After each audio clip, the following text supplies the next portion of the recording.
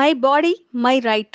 గత కొంతకాలంగా ఈ థీమ్ బాగా ఎక్కువగానే వినిపిస్తోంది. ముఖ్యంగా లింగ భేదాల గురించి చర్చించే సమయంలో ఈ మాట ఎక్కువగా వినిపిస్తూ ఉంటుంది.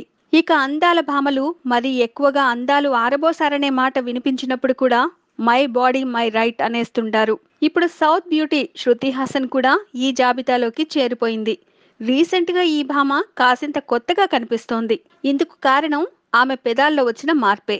పాత ఫోటోలను ఈమె కొత్త లుక్ ను పోల్చి లిప్ సర్జరీ చేయించుకుందంటూ నెటిజన్లు చెబుతున్నారు. దీనిపై శృతి చాలా కామెంట్స్ నే ఫేస్ చేయాల్సి వచ్చింది. కానీ వాటిని ఆమె ఖాతరు చేసినట్లుగా కనిపించలేదు.